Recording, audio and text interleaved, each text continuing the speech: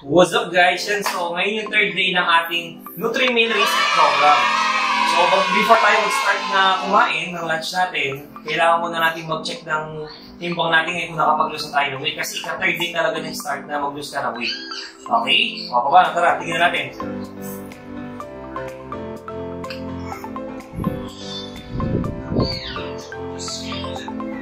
So 181.4 183 yun, nakapag-lose na tayo ng less than 2 pounds na. Okay, so ika-third day pa lang yun, hindi doon talaga mag-start yung pag-lose talaga ng weight ng dire-diretso. Kasi yung mga ibang program ko, nangyusahan na rin na pang-diet na program, pero hindi kasi nangyari sa kanila. So, ang maganda kasi dito na basic experience ko, first time ko talaga imagine, 3 days na ako na hindi kumakain talaga ng meal. So, meal replacement talaga siya, hindi ka talaga totally gugutumin. Yung regular lang na parang nagugutom ka. Okay? So, ang maganda ngayon yung kakainin natin, actually, isa sa mga favorite ko to, yan, mangga. Yung mangga. Pero syempre, hindi naman masarap to kung walang mga alamang. Diba? So, ito. Ayan, tayo, spicy siya. Yan. So, pampagana. Diba? Yan, paano? Pampagana, nagdudret ka. Pampagana. Pampagana. At least, sorry ko, pero may konting ano lang, may konting chip lang. Yan, so, ito natin. Nangangasin na ba kayo? Ako nangangasin na.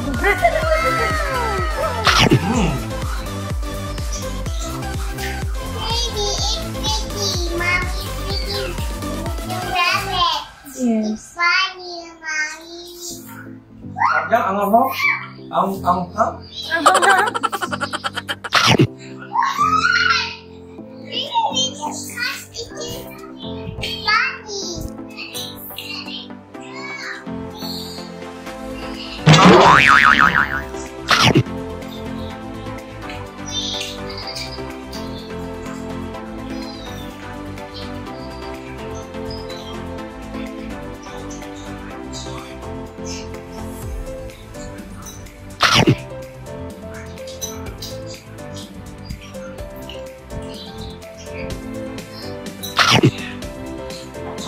Yung grinder namin to.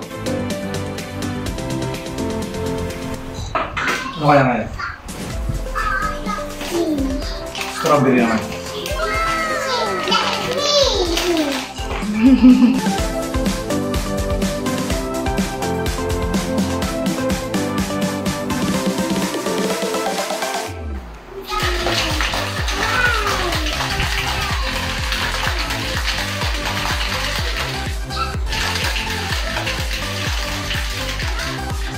Actually, hindi pa ako nakakapag-exercise talaga.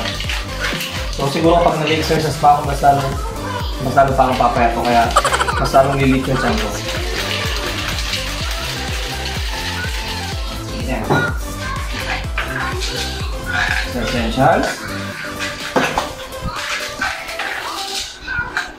Yan. And, labanan.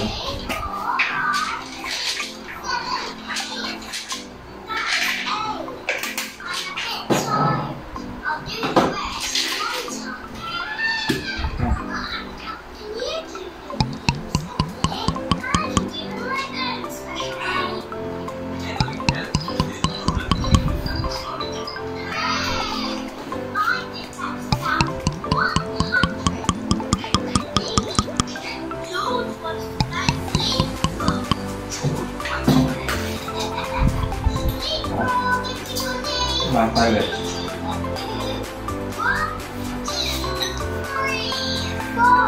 Yan o, lilit lang o. Ito.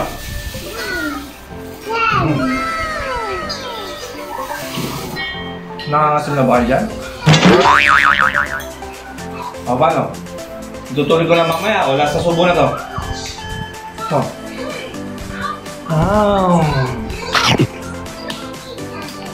Okay guys, see you tomorrow sa ating 4th day ng diet program natin. Okay?